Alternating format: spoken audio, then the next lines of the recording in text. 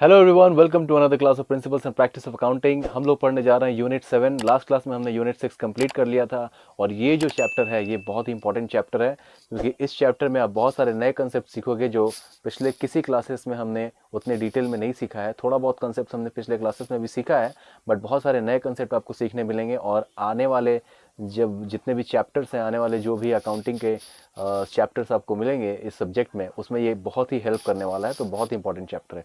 चलिए पढ़ना शुरू करते हैं। तो इस चैप्टर का नाम है accounting as a measurement discipline, valuation principles, accounting estimates. ये चैप्टर यूनिट 7 को रिप्रेजेंट करता है। यूनिट 6 तक हम लोगों ने कवर कर लिया है।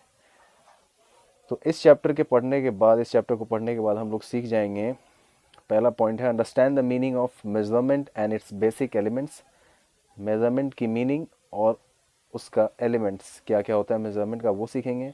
Know how far accounting is a measurement discipline if considered from the stand point of the basic elements of measurement. ये जानेंगे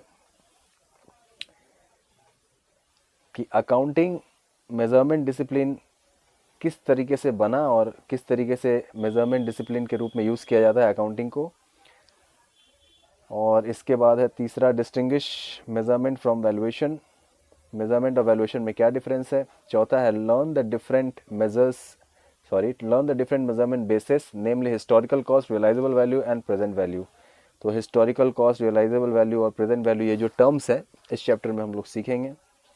उसके बाद है understand the measurement basis which can give objective valuation to transactions and events.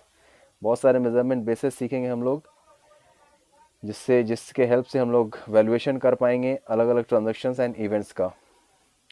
और इसके बाद है last point, understand that the traditional accounting system mostly uses historical cost as a measurement base, although in some cases other measurement bases are also used। ज़्यादातर accounting system historical cost को लेकर के किया जाता है, लेकिन इसके अलावा भी बहुत सारे मेजरमेंट बेसिस हैं जो यूज़ होते हैं अकाउंटिंग में। लेकिन ज़्यादातर ट्रेडिशनली जो अकाउंटिंग होती है उसमें हिस्टोरिकल कॉस्ट को ही इम्पोर्टेंस दिया जाता है। तो ये पॉइंट भी हम लोग इस चैप्टर में सीखने वाले हैं। तो ये एक डायग्राम यहाँ पे दिया हुआ है चैप्टर का, एक समरी बना करके। Element of measurement, elements of measurement. तो मेजरमेंट के क्या क्या एलिमेंट्स है। पहला है identification of objects and events, objects and events को सबसे पहले पहचानना। दूसरा है सिलेक्शन ऑफ स्टैंडर्ड्स और स्केल, किस स्टैंडर्ड किस स्केल से मेजरमेंट होता है वो पहचानेंगे। Evaluation of dimension of measurement standards और scale, measurement standards and scales का जो डायमेंशन होता है उसका इवेल्युएशन करेंगे। तो ये तीन है एलिमेंट्स ऑफ मेजरमेंट। ये तीनों को आपको याद रखना है, एग्जाम में पूछा जा सकता है। इसके बाद चार वैल्यूएशन प्रिंसिपल्स यहाँ पे बताए गए हैं। एक हिस्टोरिकल कॉस्ट, दूसरा current cost, realisable value, present value. Historical cost already मैंने पढ़ा दिया है आपको, तो आपको इसके बारे में अगर याद हो तो आपको पता होगा, और याद नहीं है तो फिर से एक बार पढ़ लेंगे, कोई बात नहीं। तो मेजरमेंट का मीनिंग क्या है। देखो, अकाउंटिंग में मेजरमेंट का मीनिंग ये है कि कोई भी ट्रांजेक्शन जो होता है तो उसको हम लोग किसी एक पर्टिकुलर अमाउंट पे रिकॉर्ड करते हैं। तो जो अमाउंट डिसाइड होता है ट्रांजेक्शन का, उसी को मेजरमेंट बोलते हैं। कि आप कितने वैल्यू का ये ट्रांजेक्शन है, ये जब पता करते हो, इसी को मेजरमेंट बोलते हैं। और इसी के बारे में इस पैराग्राफ में आपको दिया हुआ है। Measurement is a vital aspect of accounting. Primarily transactions and events are measured in terms of money. Obviously, जो मैंने अभी बताया आपको। Any measurement discipline deals with three basic elements of measurement. कोई भी measurement discipline three basic elements को consider करता है, जो ऊपर हम लोगों ने पढ़ा। Identification of objects and events to be measured, selection of standard और scale to be used, and evaluation of dimension of measurement standards और स्केल। जो यहाँ ऊपर डायग्राम में दिया हुआ था, ये तीनों, वही तीनों का नाम यहाँ पे मेंशन किया हुआ है। तो किसी भी ट्रांजैक्शन को हम लोग मॉनेटरी टर्म में ही मेजर करते हैं, और कोई तरीका है नहीं। किसी प्रोफेसर ने कुछ डेफिनेशन दिया हुआ है मेजरमेंट का, तो वो यहाँ पे बताया हुआ है। Professor R.J. Chambers define measurement as assignment of numbers to objects and events according to rules specifying the property to be measured, the scale to be used and the dimension of the unit। तो इन्होंने अपने तरीके से measurement का एक definition दिया है। तो क्या ये डेफिनेशन याद करना है आपको? आई डोंट थिंक सो कि याद करना पड़ेगा, बट आप एक बार पढ़ लेना ज़रूर इसको, ठीक है। कोलर जी ने भी डिफाइन किया है measurement as the assignment of a system of ordinal और cardinal numbers to the results of a scheme of inquiry और apparatus of observations in accordance with logical और mathematical rules. लॉजिकल और mathematical rules के मदद से, कुछ ordinal and cardinal numbers के मदद से हम लोग मेजरमेंट करते हैं किसी भी ट्रांजैक्शन का। तो मेजरमेंट की ये डेफिनेशन दी गई है। ये अकाउंट्स में जो मेजरमेंट यूज़ होता है वो इतना कॉम्प्लेक्स नहीं है जो कि इस डेफिनेशन में आपको दिख रहा है। बस आपको डेफिनेशन अगर याद करना है तो आप याद कर लेना। हो सकता है कोई डेफिनेशन दे के आपको या क्वेश्चन ही डाल दे कि कोलर का क्या डेफिनेशन है मेजरमेंट का, आरजे चेम्बर्स का क्या डेफिनेशन है मेजरमेंट का, तो उस केसेस में आपको याद करना पड़ सकता है। याद कर लोगे तो बेटर, नहीं याद करोगे तो कोई बात नहीं। मेजरमेंट का सीधा सा मतलब है किसी ट्रांजेक्शन को मॉनेटरी टर्म में क्वान्टिफाई करना, बस। ठीक है, तो इन सारे डेफिनेशन से मेनली 3 एलिमेंट निकल के आते हैं। Identification objects and events to be measured, किस चीज़ को मेजर करेंगे हम लोग, कौन सा ऑब्जेक्ट्स एंड इवेंट्स यानी कौन सा ट्रांजेक्शन एंड इवेंट्स होगा जिसको मेजर करना है। सिलेक्शन ऑफ स्टैंडर्ड और स्केल टू बी यूज्ड, किस स्केल किस स्टैंडर्ड पे यूज़ करेंगे, मॉनिटरी स्केल पे, मॉनिटरी स्टैंडर्ड पे यूज़ करते हैं हम लोग। Evaluation of dimension of measurement standard और स्केल, जो स्टैंडर्ड और स्केल हम लोग यूज़ करेंगे मेजरमेंट के लिए करने के लिए, उसकी इवेल्युएशन करेंगे।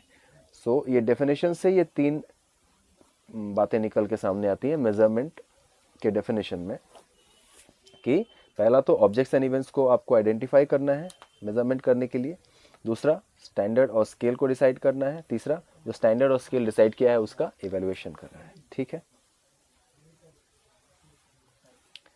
इसके बाद दूसरा पॉइंट है ऑब्जेक्ट्स और events to be measured. We have earlier defined accounting as the process of identifying, measuring, and communicating economic information to permit informed judgments and decisions by the use of the information. So, accounting essentially includes measurement of information.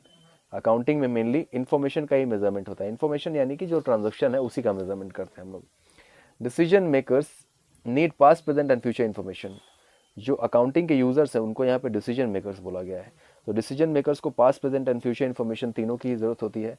For external users generally the past information is communicated. External users यानी company के बाहर के जो users होते हैं, customer हो गए, competitor हो गए, इन लोगों को क्या चाहिए होता है, पास्ट इन्फॉर्मेशन मेनली चाहिए होता है। There is no uniform set of events and transactions in accounting which are required for decision making. कोई सेट ऑफ इवेंट और ट्रांजेक्शन्स का कोई लिस्ट ऐसा नहीं है जिसके बेसिस पे डिसीजन लिया जाए।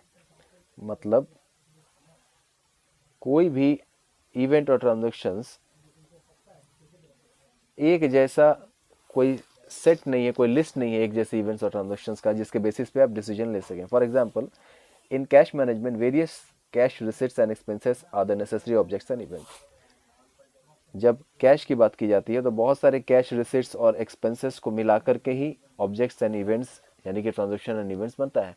अलग अलग लोगों से पेमेंट आता है, अलग अलग अमाउंट का पेमेंट आता है, अलग अलग तरह का पेमेंट आता है, अलग अलग तरह का पेमेंट करना पड़ता है। तो कोई एक तरीके का तो ट्रांजैक्शन नहीं हुआ ना, तो इसीलिए बोला गया है यहाँ पे ऊपर में यूनिफॉर्म कोई set of events and transactions नहीं। यूनिफॉर्म मतलब एक जैसा, तो कोई भी ट्रांजैक्शन एक जैसा तो होता नहीं है, अलग अलग ट्रांजैक्शंस होते हैं और उसके बेसिस पे ही हम लोग को इवेंट्स एंड ट्रांजैक्शंस को आइडेंटिफाई करके उसका मेजरमेंट करना पड़ता है। Obviously the decision makers need past cash receipts and expenses data along with projected receipts and expenses। Decision लेने के लिए पास्ट डिटेल के साथ साथ हम लोग को प्रोजेक्टेड डिटेल भी बनाना पड़ता है। मतलब पास्ट के रिकॉर्ड्स को देख करके एक प्रोजेक्टेड रिकॉर्ड बनाना पड़ता है कि फ्यूचर में अगर पास्ट में इतना हुआ है, मान लो पास्ट में अगर 1 लाख रुपए का ट्रांजैक्शन हुआ है तो फ्यूचर में कितना होगा, 1 लाख के आसपास ही होगा। तो इसका एक प्रोजेक्शन यानी कि फोरकास्टिंग करनी पड़ती है रिसिट्स एंड एक्सपेंसेस की, ताकि हम डिसीजन ले पाए यानी कि यूजर्स डिसीजन ले पाए। For giving loan to a business one needs information regarding the repayment ability. अगर किसी को लोन देना है, किसी बिजनेस को, कोई बैंक अगर किसी बिजनेस को लोन दे रहा है तो उसको पास्ट इंफॉर्मेशन की जरूरत होगी रिगार्डिंग द रीपेमेंट एबिलिटी, की कंपनी रीपे कर पाएगी कि नहीं लोन, तो उसके लिए बैंक को पास्ट इंफॉर्मेशन की जरूरत होगी किसी भी कंपनी को लोन देने के लिए।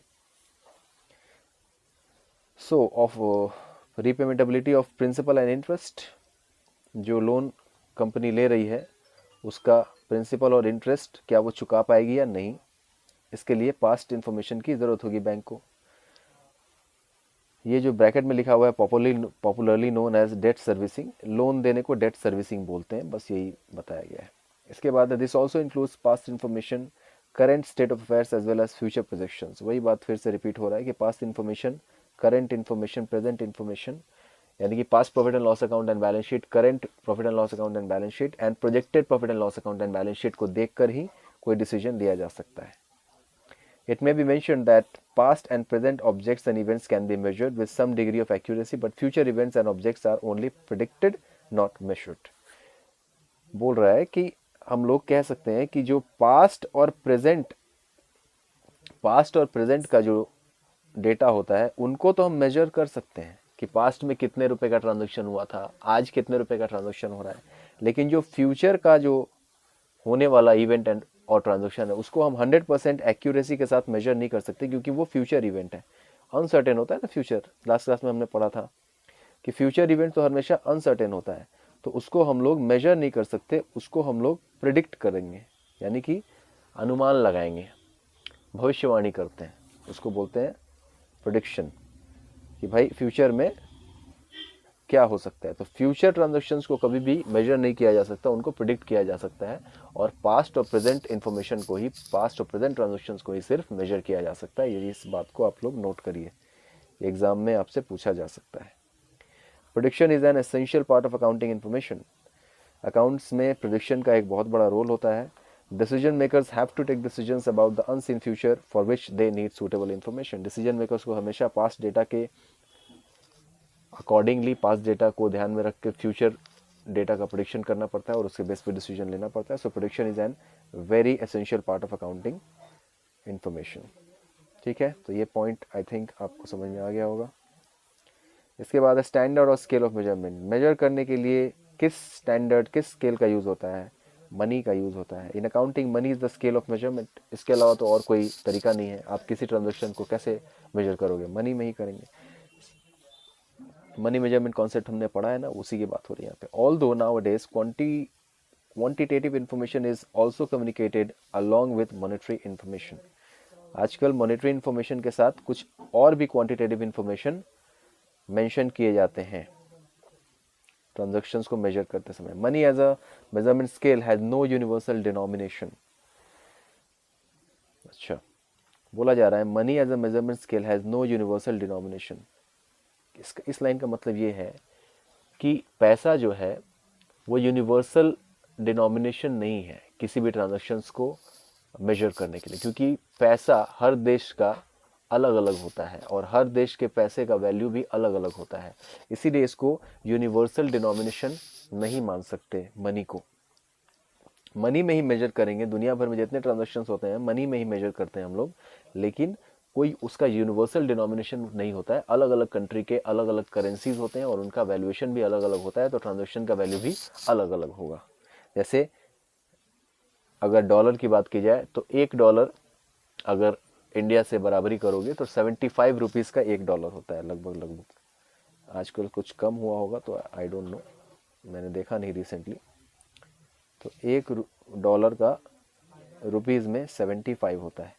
तो कोई ट्रांजैक्शन अगर अमेरिका में हुआ $1000 का, अमेरिका में अगर $1000 का कोई ट्रांजैक्शन हुआ तो इंडिया में उसका वैल्यू कितना हो जाएगा? 75,000 रुपीज़ हो जाएगा। तो इतना डिफरेंस हो जाता है। इसीलिए बोला गया कि कोई यूनिवर्सल डिनोमिनेशन नहीं है मनी, अलग अलग कंट्री में अलग अलग वैल्यू आपको करना पड़ेगा ट्रांजैक्शंस का। It takes the shape of currency ruling in a country. वही बात जो मैंने अभी आपको बताया, और वही एग्जांपल यहाँ पे दिया हुआ है, तो मैं इसको आगे नहीं पढ़ूंगा। If one businessman in India took loan 5,000 from a businessman of the USA, $5,000 का अगर कोई लोन लेता है इंडिया का आदमी यूएसए के किसी बैंक से, he would enter the transaction in his books in terms of rupees। तो अपने बुक्स में डॉलर में तो रिकॉर्ड नहीं करेगा, वो रुपीज़ में रिकॉर्ड करेगा। वही बात यहाँ पे बता रहा है। मान लो कि $1 का दाम है 50 रुपया, तो अपने बुक्स में वो $5,000 तो नहीं लिखेगा, 5,000 इंटू 50 रुपीज़ लिखेगा, यानी कि 2,50,000 रुपीज़ का उसको रिकॉर्डिंग करना पड़ेगा। तो इसीलिए बोला जाता है कि money as a measurement scale has no universal denomination. अगर यूनिवर्सल डिनोमिनेशन होता तो अगर $5,000 अमेरिका में है तो हम लोग भी 5,000 ही रिकॉर्ड करते, 5,000 का 2.5 लाख रिकॉर्ड नहीं करते। इसीलिए वैल्यूएशन अलग अलग है, इसीलिए यूनिवर्सल डिनोमिनेशन नहीं है। ठीक है, तो आप ये एग्जाम्पल पढ़ लेना, आई होप आपको समझ में आ गया होगा। आगे बढ़ते हैं अगले पॉइंट की तरफ, वो है dimension of measurement scale. Measurement scale का dimension, an ideal measurement scale should be stable over time. बोला जा रहा है कि कोई भी डायमेंशन स्केल जो होता है, सॉरी मेजरमेंट स्केल जो होता है उसको स्टेबल होना चाहिए, यानी कि वो चेंज नहीं होना चाहिए। लेकिन पैसा तो हमेशा चेंज होते रहता है, पैसा स्टेबल नहीं है। फॉर एग्जाम्पल, अगर आप if one buys 1 kg cabbage today, the quantity he receives will be same if he will buy 1 kg cabbage 1 year later। अगर 1 किलो अगर आप गोभी खरीदते हो आज, तो 1 साल के बाद भी अगर 1 किलो खरीदोगे तो वो क्वांटिटी में आपको उतना ही मिलेगा, 1 किलो ही मिलेगा। लेकिन और एक और एग्जांपल दिया है, 1 मीटर कपड़ा अगर आप आज खरीदोगे तो 1 साल बाद क्या 10 साल बाद भी 1 मीटर कपड़ा खरीदोगे तो 1 मीटर ही मिलेगा आपको, कम बेसी नहीं मिलेगा, कम ज़्यादा नहीं मिलेगा। सो दैट इज टू से measurement scale should be stable, इसीलिए मेजरमेंट स्केल को बोला जा रहा है कि स्टेबल होना चाहिए। लेकिन money as a scale of measurement is not stable. मैंने बोला ना, पैसा स्टेबल नहीं होता है, पैसा का वैल्यू चेंज होते रहता है इन्फ्लेशन के वजह से या एक्सचेंज रेट के वजह से, अलग अलग कंट्री के करेंसीज के जो इन्वॉल्वमेंट होता है ट्रांजेक्शन, उसके वजह से पैसे का वैल्यू चेंज होता रहता है। आज जो पैसा है आपके पास 1 लाख रुपया, क्या 1 साल के बाद वो 1 लाख का वही वैल्यू रहेगा? 1 लाख में जो आज आप कुछ खरीद लोगे, 1 साल के बाद वही चीज़ खरीदने जाओगे तो क्या 1 लाख में मिलेगा? नहीं, आपको ज़्यादा पेमेंट करना पड़ेगा। तो मेजरमेंट के लिए मनी जो है वो एक स्टेबल स्केल नहीं माना जाता है, इसमें कंटिन्यूस चेंजेस आते रहते हैं। There occurs continuous change in the input output prices. अब ये इनपुट आउटपुट क्या होता है ये बाद में समझेंगे, अभी इतना समझो कि इसमें चेंज आते रहते हैं। तो एक एग्जांपल यहाँ पे दिया हुआ है नीचे में, Thus, information of 1 year measured in money terms may not be comparable with that of another year. So, अगर आप एक ईयर 1 में कोई ट्रांजैक्शन कर रहे हो तो उसको ईयर 2 के ट्रांजैक्शन के साथ आप कंपेयर नहीं कर सकते क्योंकि इन्फ्लेशन बदल जाता है, दोनों का अमाउंट चेंज हो जाता है, तो इसलिए उसका कंपैरिजन पॉसिबल नहीं है। Suppose production and sales of a company in 2 different years are as follows. मान लो यहाँ पे एक एग्जांपल दिया हुआ है कि ईयर 1 एंड ईयर 2 में, इसको समझो पहले, ये ईयर 1 है, पहले इसको समझते हैं। ईयर 1 में कंपनी ने 5,000 यूनिट सेल किया और सेल करके उसको मिला 5 लाख रुपया। 5,000 यूनिट कंपनी ने सेल किया और उसको 5 लाख रुपया मिला, मतलब एक यूनिट का दाम था 100 रुपया। और ईयर 2 में कंपनी ने 4,500 क्वांटिटी सेल किया और उसको 5,40,000 मिला। तो इस केस में क्या था, ईयर 2 में 4,500 यूनिट्स कंपनी ने सेल किया और उसको 5,40,000 रुपीज़ का इनकम हुआ। तो आई थिंक मैं कैलकुलेटर अभी मेरे पास नहीं है, तो ये कितना आएगा पर यूनिट आप लोग निकाल लेना। 5,40,000 डिवाइड बाई 4,500, तो 100 रुपीज़ से तो ज़्यादा ही आएगा, क्योंकि अगर 100 होगा तो 4,50,000 ही होगा, लेकिन 90,000 और ज़्यादा आ रहा है। तो आई थिंक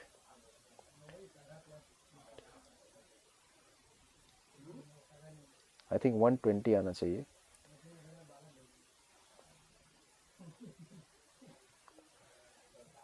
$4,80,000 एंड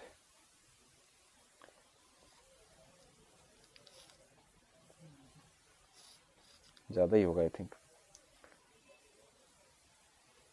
नहीं आई थिंक 120 आना चाहिए।